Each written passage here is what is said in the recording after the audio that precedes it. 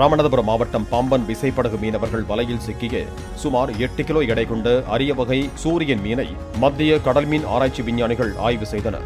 வால் பகுதி இல்லாமல் துடுப்பு போன்ற உடலமைப்பு கொண்ட இந்த வகை மீன்கள் கிழக்கு பசிபிக் கடல் பகுதிகளில் அதிக அளவில் காணப்படும் என்றும் 200 முதல் 600 மீட்டர் ஆழத்தில் வாழக்கூடிய இந்த வகை மீன்கள் ஒரு நாளைக்கு 26 கிலோமீட்டர் தூரம் நீந்தும் என விஞ்ஞானிகள் தெரிவித்தனர்.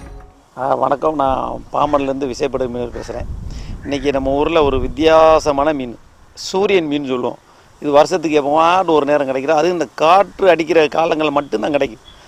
ஆழ்கடலில் கிடைக்கும். 200 மீட்ரு 300 மீட்டர் டெப்த்தில் அந்த மீன் பிடி ஓடுது.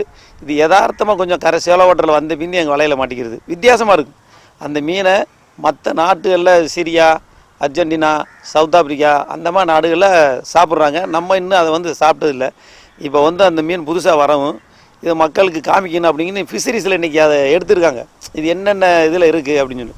இதனுடைய ஸ்பீடு கேட்டிங்கன்னா மணிக்கு 3.5 நாட்டிக்கல்கிட்ட போகும். நீங்கள் அந்த மீனை பார்த்தீங்கன்னா தெரியும். அதனால் வேகமாகலாம் ஓட முடியாது. அந்த மாடல் தான் அந்த மீனை இருக்கும். அதனுடைய மீன் குஞ்சு பொரிக்கிற முட்டை ஒரு நேரம் விட்டால் 30,000 முட்டை விடுன்னு சொல்லி ஒரு கணக்கு சொல்லியிருக்காங்க.